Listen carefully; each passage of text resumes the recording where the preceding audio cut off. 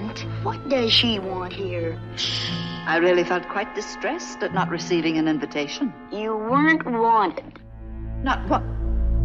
Oh dear, what an awkward situation. I had hoped it was merely due to some oversight. Well, in that event, I'd best be on my way. And you're not offended, Your Excellency? Why, no, Your Majesty.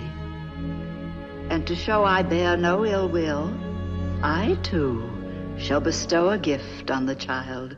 Listen well, all of you. The princess shall indeed grow in grace and beauty, beloved by all who meet her, but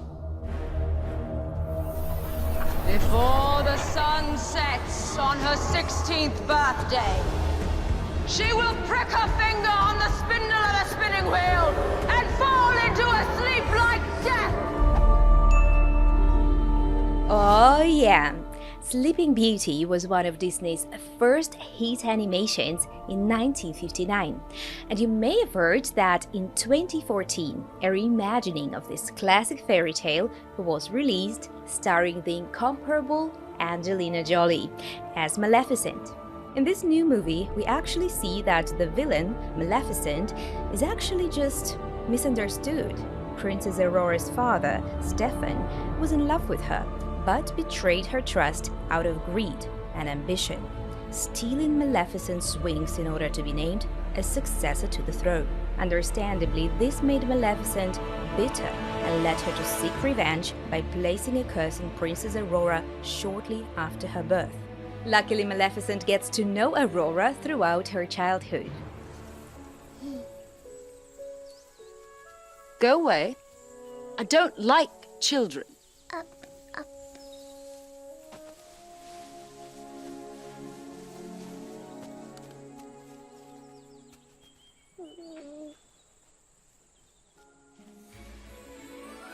Maleficent grows to love Aurora and opens her heart, eventually becoming the good fairy she was before King Stefan's betrayal.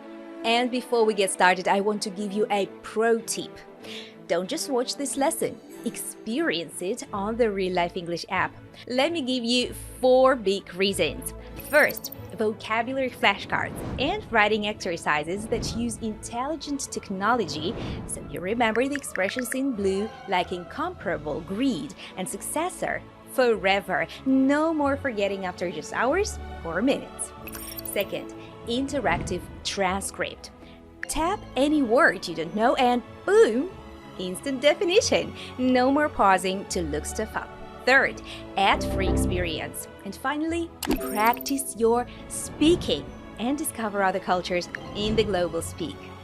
Don't take my word for it, see it for yourself. Why the app already has over 2 million downloads and tens of thousands of 5-star reviews. Get access to this premium lesson for free in the app right now by tapping the link in the description from your phone. In the first scene, Princess Aurora, now grown up, wanders into the Moors, Maleficent's kingdom, and meets Maleficent for the very first time. Let's see what happens. I know you're there. Don't be afraid. I am not afraid. Then come out. Then you'll be afraid. No, I won't. I know who you are. You're my fairy godmother. You've been watching over me my whole life. I've always known you were close by. Your shadow. It's been following me ever since I was small. Wherever I went, your shadow was always with me. It's everything I imagined it would be. Oh, it's just so beautiful. I know you're there. Don't be afraid. I am not afraid. Then come out. Come out means to stop hiding and show yourself. Aurora is asking Maleficent to step into view so she can see her. This phrase is also used when people are hiding in general, like in this phrase used in the children's game Hide and Seek. Oh, Arthur! Come out, wherever you are! Next, let's take a look at the surprising name that Aurora calls Maleficent. You're my fairy godmother. So, a fairy godmother is a magical character from fairy tales who watches over and helps someone, especially in stories like Cinderella. Aurora has noticed Maleficent around her entire life and believes she has been protecting her like a fairy godmother would, which is why she says, You've been watching over me my whole life.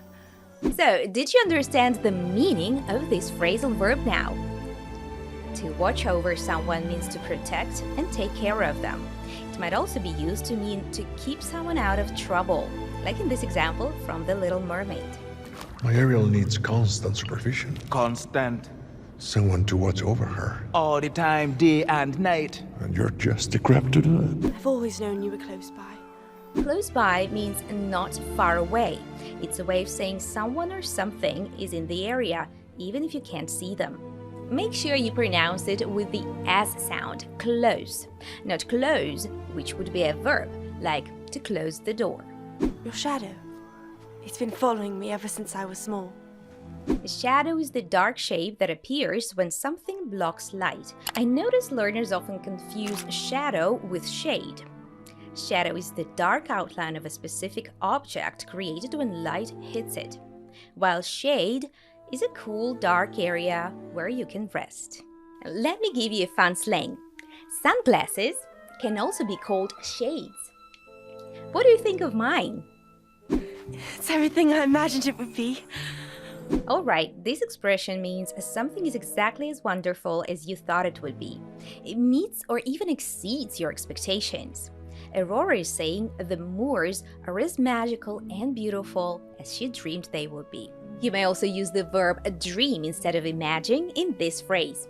Check this example from the movie The Polar Express. It's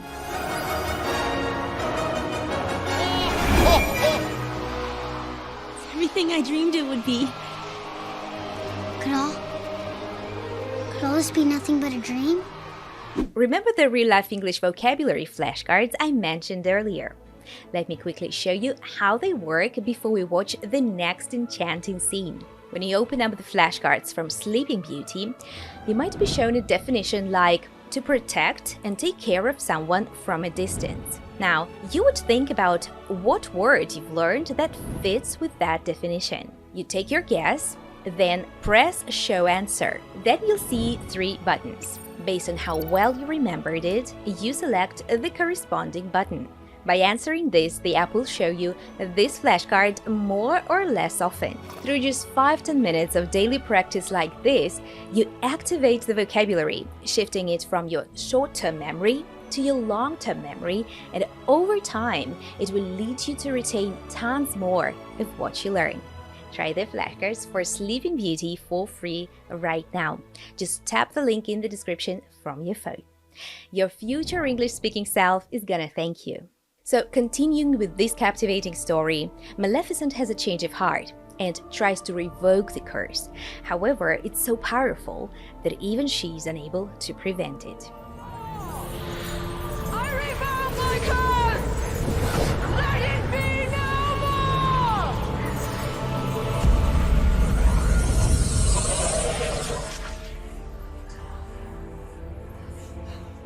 Under the spell, Aurora makes her way to the castle and pricks her finger on the spinning wheel, just as the curse predicted.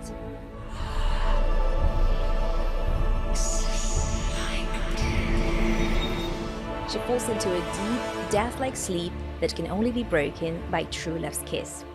Let's watch what happens next.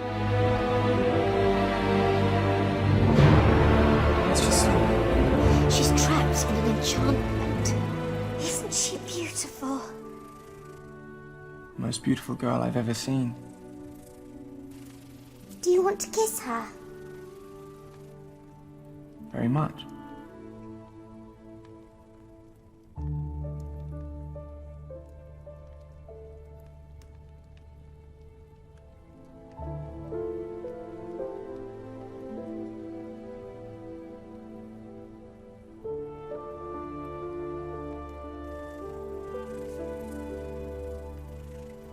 You didn't do it properly. It's supposed to be true love's kiss. one. What are you doing? We have to keep looking.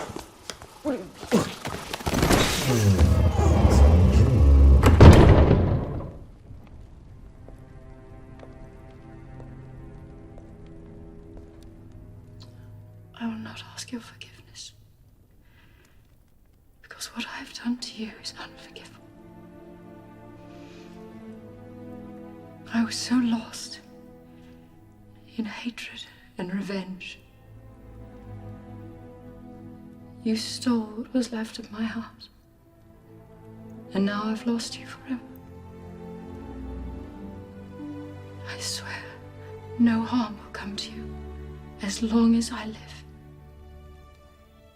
And not a day shall pass that I don't miss your smile.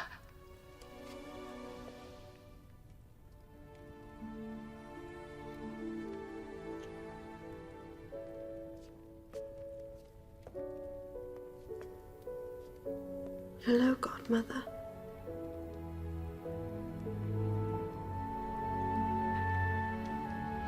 Hello, Beastie.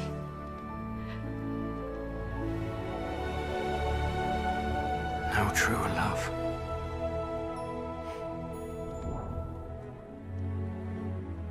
As a mom myself, I find the twist in this version of Sleeping Beauty so heartwarming. True love's kiss doesn't come from the prince after all, but rather from the person Aurora sees as her mother. Did you catch what the fairies called the spell that Aurora is under? She's trapped in an enchantment. So, an enchantment is a magical spell that controls or affects someone. In fairy tales, enchantments can make people sleep, change their appearance, or control their actions. Aurora is under a sleeping spell. Real quick, according to YouTube, about half of you haven't subscribed to our channel yet, and I can't imagine why. It's a great free way you can support us. I'll tell you what. I'll make you a deal. You subscribe to us, and in return, I will continue working hard to bring you fun lessons with your favorite movies like Maleficent, so you can reach your goal of understanding fast-speaking natives without getting lost, without missing the jokes, and without subtitles. Alright, now let's move on to the next part. You didn't do it properly. Now, properly means correctly. She's saying that the prince didn't kiss Aurora the right way to break the spell. Despite the situation, it's quite humorous to think that you might not kiss someone properly. It's supposed to be true love's kiss. Certain he was the one. What are you doing? The one refers to a perfect match or soulmate, the person someone is meant to be with romantically. Maleficent and the fairies thought Prince Philip might be Aurora's true love, although they have only met once. What are you doing? We have to keep looking. When you combine a verb like looking and keep, it means to continue doing that thing. In this case, it means they should continue searching for someone who can wake Aurora with true love's kiss. Let's check out how the verb to keep is used in other contexts. Get up, Hound! I can't go on. Look, you gotta keep fighting! Tank's empty, bro. Now sing!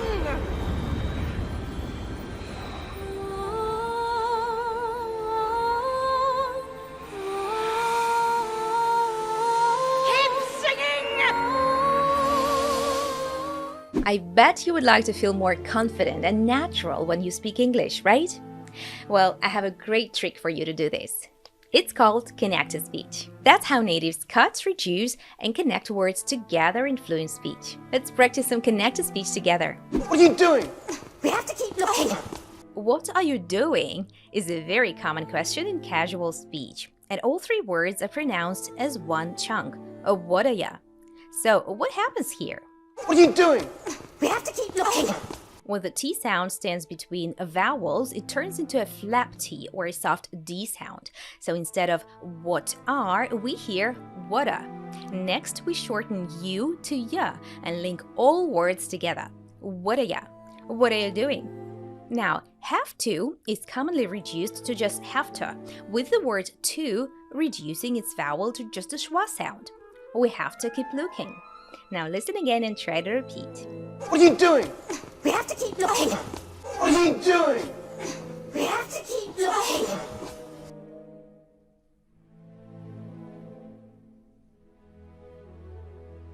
I will not ask your forgiveness. Because what I have done to you is unforgivable. Okay, let's check out these two related words. Forgiveness is when you stop being angry at someone for something they did wrong. And forgivable means something is so bad that it can't be forgiven. Both words come from the verb to forgive. The suffix -ness, which means the state or quality of something, helps us build a noun, forgiveness. So it's like the state of forgiving someone. Check out these other -ness words. Toughness, happiness, rudeness. Now the suffix able creates an adjective forgivable. This suffix means something can or is able to be done or has value. So if something is forgivable, we can forgive it. Here are some other examples. Understandable, comfortable, likable. But listen to that line again. I will not ask your forgiveness. Because what I have done to you is unforgivable. Maleficent says her actions are unforgivable. The prefix un just makes the word negative. In other words, it cannot be forgiven. If you say a person is unforgiving, they're not willing to forgive other people's mistakes or wrongdoings. So don't confuse the words unforgiving and unforgivable. Check out these two examples. You mean you got between Shang and me so you could keep your job? I'm sorry. What you did was unforgivable. He took a canoe, Moana. He crossed the reef and found an unforgiving sea. I swear, no harm will come to you as long as I live. Continuing on, this is a formal, protective promise, meaning nothing bad will happen to you. It's a way of saying you'll protect someone from danger. And not a day shall pass that I don't miss your smile. Oh, I found this line so lovely. This is a poetic way of saying every single day. It's formal, fairy tale language that means there won't be a day when she doesn't miss Aurora. In other words, not a day shall pass that I don't miss you is a formal way to say I'll miss you every day. Hello, Beastie. Beastie is an affectionate nickname that comes from a beast. Even though beast usually means a dangerous animal, here it's used lovingly, like calling someone little monster or silly goose in a sweet way.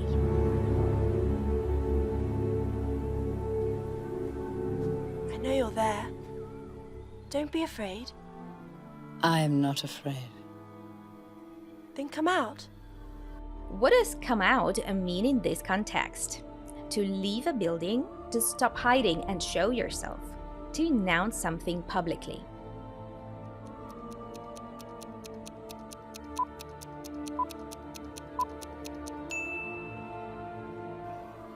Then you'll be afraid. No, I won't. I know who you are. You're my fairy godmother. You've been watching over me my whole life.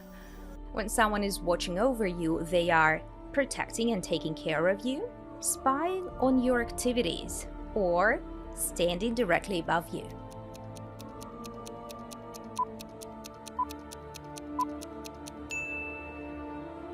I've always known you were close by.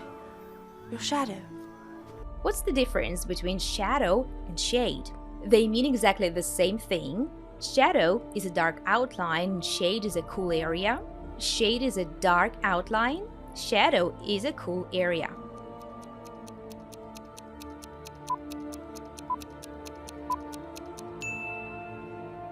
It's been following me ever since I was small. Wherever I went, your shadow was always with me. It's everything I imagined it would be. If something is everything I imagined it would be, it means it's disappointing, it meets or exceeds your expectations, or it's different from what you expected.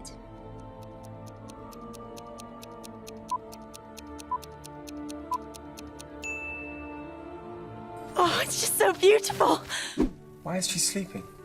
She's trapped in an enchantment. Isn't she beautiful? Most beautiful girl I've ever seen. Do you want to kiss her? Very much.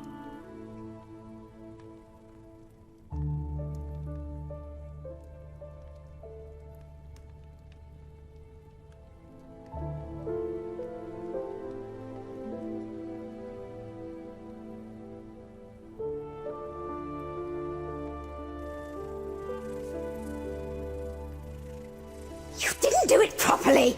It's supposed to be true love's kiss. Certain he was the one. What are you doing? When someone is the one, they are considered your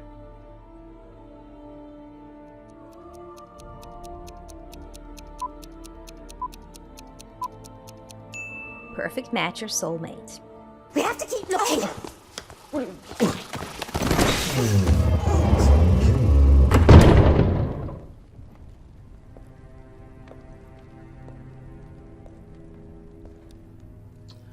I will not ask your forgiveness,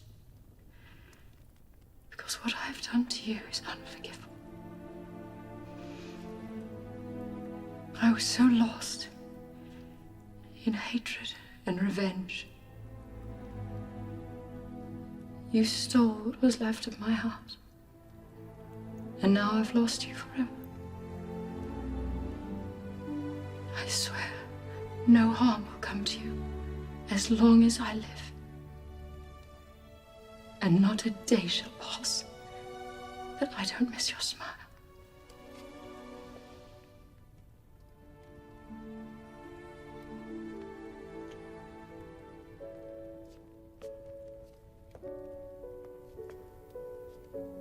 Hello, Godmother.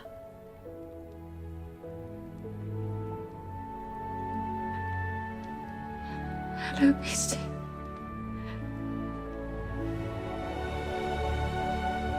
No truer love.